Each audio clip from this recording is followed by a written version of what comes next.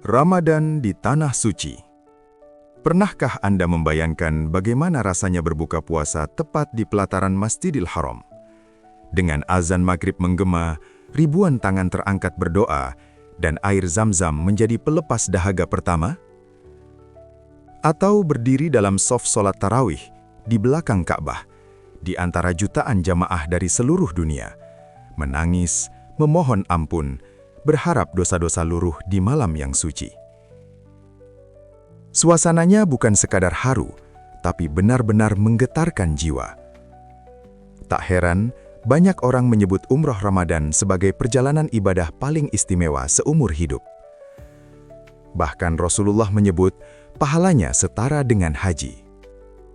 Tapi tunggu dulu, di balik keutamaannya yang luar biasa, ada kenyataan yang jarang dibicarakan.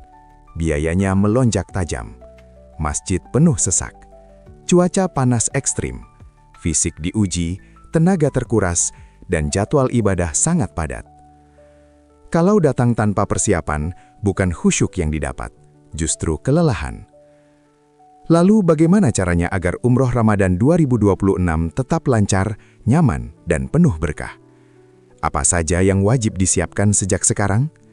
Simak penjelasan lengkapnya, karena satu kesalahan kecil bisa mengurangi kualitas ibadah Anda. Hal pertama yang wajib dipahami calon jamaah umroh Ramadan adalah soal biaya. Banyak orang terkejut saat melihat harga paketnya. Angkanya bisa naik drastis dibanding bulan-bulan biasa. Bahkan di beberapa tanggal favorit, biayanya hampir menyamai ongkos berhaji. Kenapa bisa semahal itu? Jawabannya sederhana. Karena Ramadan adalah musim puncak kedatangan jamaah dari seluruh dunia. Semua ingin beribadah di waktu yang penuh keberkahan. Akibatnya, permintaan melonjak tajam. Hotel-hotel di sekitar Masjidil Haram dan Masjid Nabawi cepat penuh. Harga kamar otomatis naik berkali-kali lipat. Tiket pesawat juga terbatas dan sering sold out. Belum lagi transportasi, konsumsi, hingga layanan operasional lainnya ikut menyesuaikan. Yang paling ekstrim adalah 10 malam terakhir Ramadan. Di periode ini, jutaan orang berburu Lailatul Qadar. Kota Makkah dan Madinah benar-benar sesak. Harga paket pun mencapai titik tertinggi. Karena itu, jangan menunggu last minute. Semakin dekat keberangkatan, biasanya harga semakin mahal. Solusinya, rencanakan dari jauh hari, siapkan anggaran dengan matang, dan pilih travel yang transparan biayanya. Dengan persiapan finansial yang baik, ibadah pun terasa lebih tenang tanpa beban pikiran. Selanjutnya, hal yang paling sering diremehkan jamaah, justru soal fisik.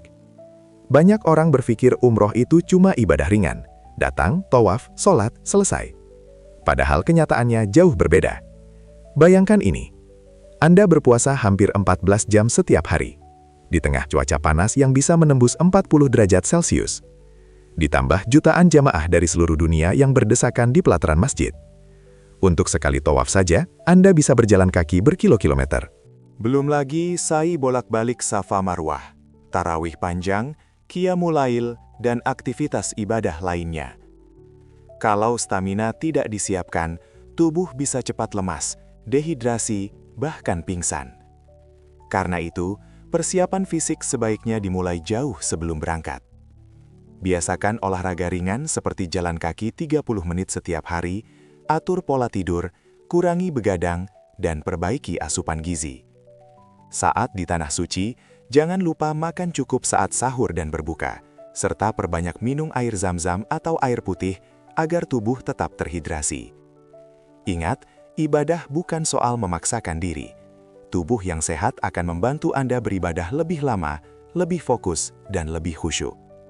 Karena umroh Ramadan adalah ibadah maraton, bukan sprint singkat. Satu hal yang sering membuat jamaah kaget saat pertama kali Ramadan di Tanah Suci adalah sholat tarawihnya. Berbeda dengan di Indonesia yang biasanya singkat, di Masjidil Haram dan Masjid Nabawi, tarawih dilakukan dengan bacaan imam yang sangat panjang, tartil, dan penuh penghayatan. Satu rakaat bisa terasa begitu lama. Ayat demi ayat dibaca perlahan, menyentuh hati, membuat jamaah larut dalam kehusyukan. Indah, tentu. Menggetarkan, pasti. Tapi juga sangat menguras tenaga. Bayangkan, setelah seharian berpuasa, tubuh lelah karena tawaf, sa'i, dan aktivitas padat. Malam harinya masih harus berdiri lama hingga larut malam. Bahkan tidak jarang tarawih dan witir baru selesai mendekati tengah malam. Kalau dipaksakan tanpa istirahat, esok hari tubuh bisa drop. Akibatnya, justru tidak kuat untuk ibadah wajib dan sunnah lainnya. Karena itu, jamaah perlu cerdas mengatur energi. Tidak harus selalu memaksakan diri menyelesaikan semuanya. Jika lelah, duduklah sejenak. Jika perlu, istirahat lebih awal. Ingat, ibadah bukan soal memaksakan diri, tapi menjaga konsistensi.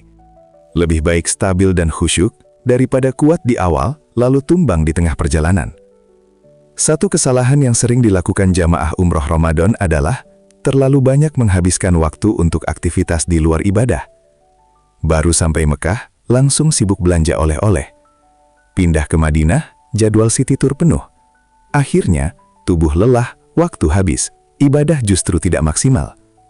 Padahal, Ramadan di Tanah Suci bukan waktu untuk jalan-jalan. Setiap menit di Masjidil Haram dan Masjid Nabawi itu mahal nilainya. Sholat 1 kali saja pahalanya berlipat ganda.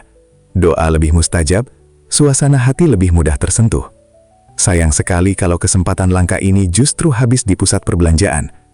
Coba ubah prioritas. Kurangi belanja yang tidak penting, tunda wisata tambahan. Fokuskan energi untuk tawaf sunnah, membaca Al-Quran, berzikir, itikaf, dan memperbanyak doa. Karena mungkin, inilah Ramadan terbaik dan terakhir yang Allah beri kesempatan kita rasakan di Tanah Suci. Oleh-oleh bisa dibeli kapan saja, tapi pahala berlipat di depan Ka'bah belum tentu datang 2 kali. Jadi maksimalkan setiap detik. Datang sebagai tamu Allah, pulang sebagai hamba yang lebih bersih. Di balik padatnya jamaah, panasnya cuaca, dan lelahnya tubuh, ada hadiah besar yang Allah siapkan.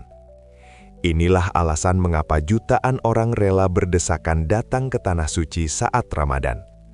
Karena keutamaannya bukan main. Rasulullah bersabda, umroh di bulan Ramadan nilainya setara dengan haji bersama beliau.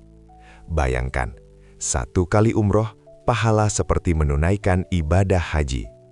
Sebuah kesempatan langka yang tidak semua orang dapatkan. Belum lagi setiap amal kebaikan dilipat gandakan. Sholat terasa lebih bernilai, sedekah berlipat pahala. Bahkan 1 huruf Al-Quran dibalas berkali-kali lipat. Ditambah lagi ada malam yang paling dinanti, Lailatul Qadar. Malam yang nilainya lebih baik dari 1000 bulan. Atau setara lebih dari 83 tahun ibadah. Artinya, 1 malam saja bisa mengubah seluruh hidup kita. Dan jangan lupakan, setiap rasa lelah, haus, dan sabar saat berpuasa di Tanah Suci, semuanya menjadi penghapus dosa.